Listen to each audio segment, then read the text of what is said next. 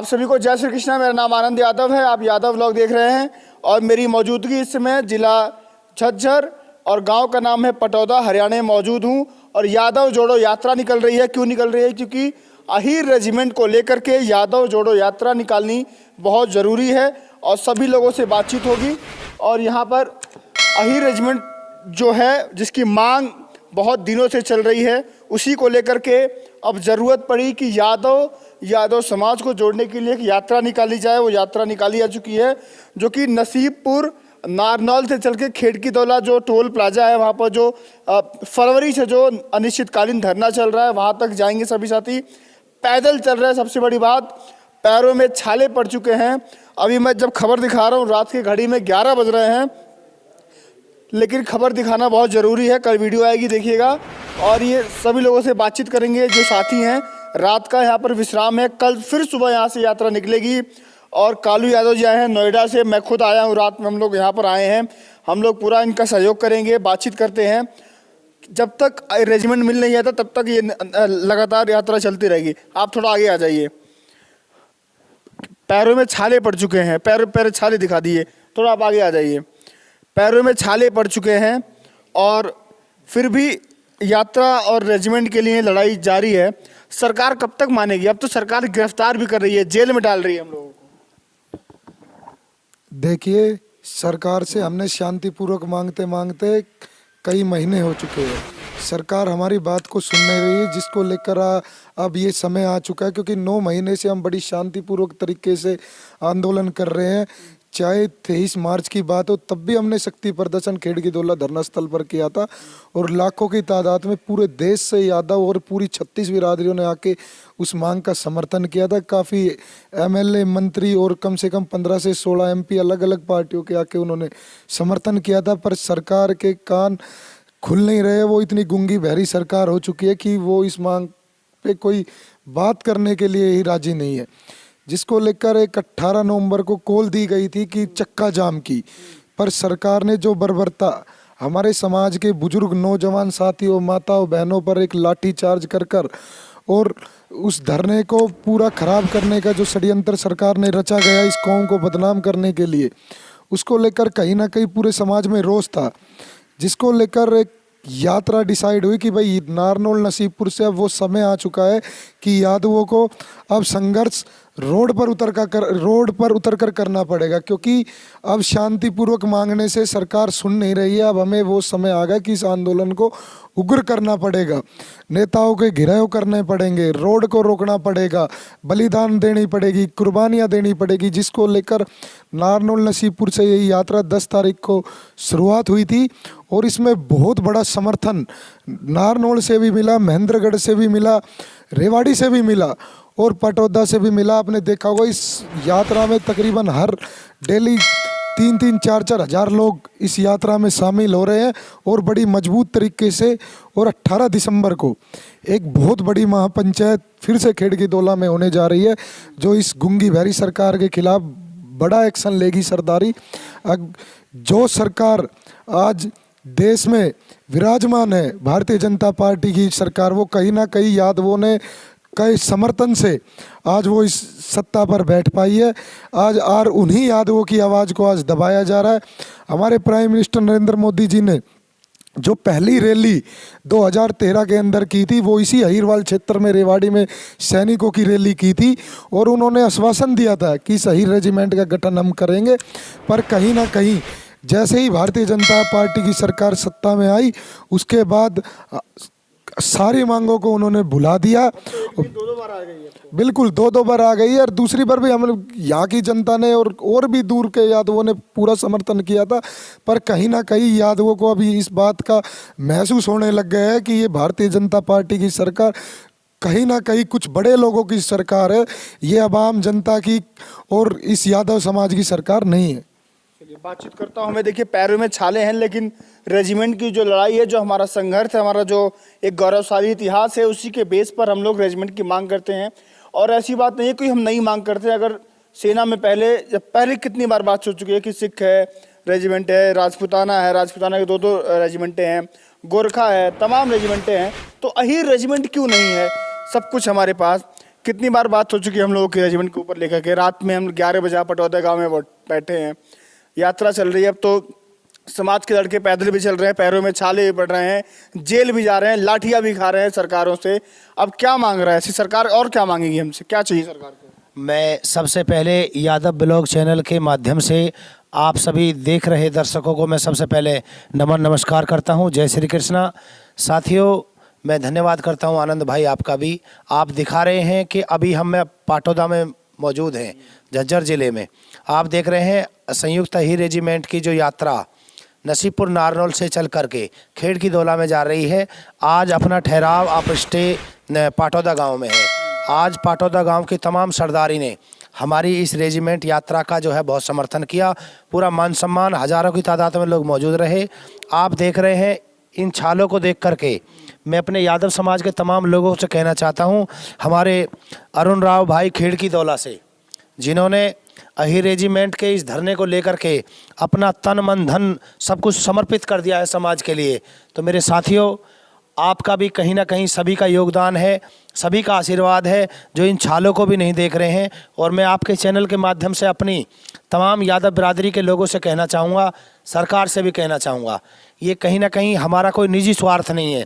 हमारा तो स्वार्थ मात्र इतना है कि जो हमारे अहीर समाज के नौजवानों ने, हमारे वीर शहीदों ने जो अपने इस देश के लिए कुर्बानी दी हैं, उनके मान सम्मान के लिए ये अहीर रेजिमेंट की हम मांग चाहते हैं, ताकि उनके सम्मान में हमारी अहीर रेजिमेंट का गठन हो और हमारा मान सम्मान जो है, जो गौरवशाली हमारा इतिहास है, उसका मान सम्मान ताकि देश के सामने भी रह सके। आज भारत सरकार हमारी बात को नहीं सुन रही है। ना जाने कौन से राजनीतिक समीकरण हैं जिन कारणों से वो हमें इग्नोर कर रही है। लेकिन लोकतंत्र में हम सबकी आज़ादी है, हमें अपनी आवाज़ उठाने का हक है। हम अगर सड़क से लेकर और संसद तक इस आवाज़ को उठाएंगे, जब तक हमारी अहीर रेजिमेंट की मांग नहीं मानी जाएगी, हम पीछे नहीं हटेंगे। चलिए, और भी लोग इनसे बातचीत करते हैं। आपके भी पैर में छाले पड़े हैं, आपसे पहले ही बातचीत हो चुकी है। मोनू भैया, क्या लगता है कि अब तो सब कुछ दे दिया हमने, पहले हमारे जवानों ने शहीदी देते आ रहे हैं, आज भी अगर खबर आती है कि बॉर्डर पर 5 जवान शहीद हो गए, तो 5 में से मैं कहता हूँ 2 या 3 तो यादव ही होते हैं। इतनी हमारी संख्या है वहाँ पर। और क्या मांगती है सरकार, और क्या चाहती है हमसे ऐसा? देखो भाई, पहले तो मैं मीडिया बंधु बड़े भाई आपका धन्यवाद करता हूँ कि जो कि आप नोएडा से चलकर आज इस तानाशाह सत्ता के सामने जो नेशनल चैनल हैं वो बिके हुए हैं। और आप जैसे भाइयों को तो मैं सैल्यूट करता हूँ कि जो समाज की आवाज़ को लेकर के चल रहे भाइयों को आप समर्थन करने के लिए आज यहाँ तक आए हो। इसमें देखो भैया, हमारे समाज ने चाहे आज़ादी से पहले की बात रही हो, 1857 की बात रही हो, 1962 की बात रही हो, 71 की बात रही हो, 99 की बात रही हो, जब जब देश को ऊपर विपत्ति आई, हमारे समाज ने बढ़कर चढ़ करके सर देने का काम किया। जब भी देश पर, देश के अंदर भी कोई ऐसी बात आई, संसद पे जब हमला हुआ, जब भी हमारे भाइयों ने अपनी कुर्बानी दे करके भारत माँ की रक्षा करने का काम किया। आज जब ये देश अपने सम्मान के लिए, अरे हम कोई भैया किसी से आरक्षण मांग रहे हैं या किसी से हम धन मांग रहे हैं, अरे हम मान सम्मान के लिए सर कटवाने के बदले एक नाम मांग रहे हैं। नाम भी देने में भी सत्ता को कोई दर्द आता है। ये वो समाज रहा है। हम कृष्ण भगवान के वंशज हैं जिन्होंने जेल के अंदर जन्म लिया था। और ये छाले क्या चीज़ है? अगर इस सत्ता को ये गर्दन काटने की बात आएगी ना, तो ये गर्दन भी देने का काम करेंगे। आने वाले वक्त में आदरणीय नरेंद्र मोदी जी से मैं कह देना चाहता हूँ, 26 करोड़ यादव जिस दिन रोड पर आ गए, तो मोदी साहब ये सत्ता नहीं, आपको भी ये देश छोड़कर भागना पड़ेगा। उससे पहले पहले एक सम्मान के रूप में इन यादवों का सम्मान करते हुए, कृष्ण भगवान का सम्मान करते हुए, हमारे वीर सपूतों का सम्मान करते हुए, हमारे योद्धाओं का सम्मान करते हुए, इस रेजिमेंट के रूप में इस यादव समकान को, यादव समाज को आप आगे बढ़ाने का काम करें। मैं आपके माध्यम से यही विनती करना चाहता हूँ। सतपाल मलिक जो हरियाणा के गवर्नर हुआ करते थे कुछ समय पहले, उन्होंने भरी मंच से कहा था कि ये वो यादव समाज है, इतना महान और गौरवशाली और पूजनीय यादव समाज है, जो रेजिमेंट की मांग करने अगर सड़क पर उतरा है, तो सरकार के लिए ये शर्म की बात है कि ये कौम भी अब सड़क पर उतर रही है अपना रेजिमेंट के लिए। क्योंकि इस कौम को जितना गौरवशाली इतिहास है, जहाँ से हम लोग आते हैं, जितना बलिदान हमारा है, सरकार को चाहिए कि खुद सरकार जा करके इनके दरवाजे पर जाए और कहे कि ये लीजिए आपका रेजिमेंट बन चुका है, ये पत्र लीजिए आप लोग। लेकिन अगर ये कौम सड़क पर उतर रही है, हमारे समाज के लड़के लाठी खा रहे हैं, जेलों में जा रहे हैं, पैर में छाले पड़ रहे हैं, तो ये शर्म की बात है। और सत्यपाल मलिक जी ने कहा था कि आने वाले दिनों में जिस तरह से यादव समाज ने सरकार बनाई थी, अगर यादव समाज इकट्ठा नहीं, बीजेपी का साथ छोड़ दे अगर हरियाणा में, तो हरियाणा में मुझे लगता है वजूद नहीं है कि सरकार आएगी इनके हरियाणा में। आपने देखा होगा कि चाहे जनरल वीके सिंह जी रहे हों, चाहे माननीय नरेंद्र मोदी जी हमारे प्रधानमंत्री जी रहे हों, जब जब उन्होंने अहिरवाल क्षेत्र में रैली की, उन्होंने अहीरों का जिक्र किया, उनकी शौर्य गाथा का जिक्र किया, श्री कृष्ण भगवान का जिक्र किया। लेकिन इलेक्शन के बाद जब पूरे यादव समाज में हरियाणा के पूरे यादव समाज ने और अन्य समाज ने हमारे भारतीय जनता पार्टी का माननीय प्रधानमंत्री जी का सपोर्ट किया, क्योंकि व्यक्तिगत रूप से, क्योंकि माननीय नरेंद्र मोदी जी सबका साथ सबके विकास की बात करते हैं, हमारे पूरे समाज ने माननीय नरेंद्र मोदी जी का सपोर्ट किया, उनको आज प्रधानमंत्री की कुर्सी पर पहुंचाया। लेकिन हमारी एक ऐसी अपेक्षा थी, हमारी एक ऐसी उम्मीद थी कि माननीय नरेंद्र मोदी जी जब कुर्सी पर बैठेंगे तो हमारे समाज हमारी सुनेंगे। हमारे समाज की जो मांग है, ये हमारी कोई फाइनेंशियली डिमांड भारत सरकार से नहीं है, हमारी तो सिर्फ यारो मेरे लोगों, मेरे समाज के, मेरे देश के, दुनियादारी के लोगों, हमारे अहीर समाज ने जब जब जुल्म बढ़ा धरती पे यादव वीर खड़े अड़के, जब जब समाज को, जब जब हमारे देश को ज़रूरत पड़ी, जब जब कहीं बॉर्डर पर या कहीं भी अन्य दुश्मन देश से लड़ाई हुई, तो हमारे भारत देश के वीर अहीरों ने बढ़ चढ़ करके आगे बढ़ के लड़ाई लड़ने का काम किया। हमारी माननीय आपके चैनल के माध्यम से मैं अपने माननीय प्रधानमंत्री जी से, गृह मंत्री जी से और रक्षा मंत्री जी से बस यही निवेदन करूंगा कि माननीय राजनाथ सिंह जी, माननीय जनरल वीके सिंह जी, नरेंद्र मोदी जी, अमित शाह जी, आपसे यही निवेदन है, आप इन बातों को सुनिए और स्वीकार करिए। यादव समाज ने जो अपनी बलिदान दिया है समाज के लिए और देश के लिए, वो कहीं ना कहीं अतुल्य है।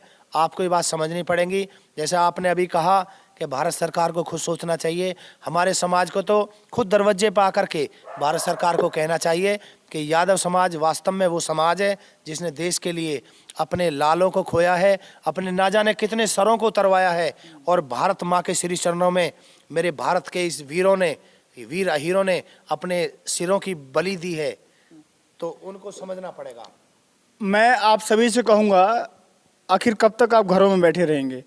आइए इन लोगों का साथ दीजिए, और इन सभी लोगों का आप लोगों के साथ और समर्थन की ज़रूरत है, क्योंकि ये लोग अपने लिए नहीं लड़ रही है, ना इनको चुनाव लड़ना है, न इनको कोई रुपया पैसा चाहिए, न कुछ ऐसा चाहिए कि जो लड़ रहे हैं ज़मीन चाहिए, कोई ज़मीन बनामा करवाना है फाइनेंशियली।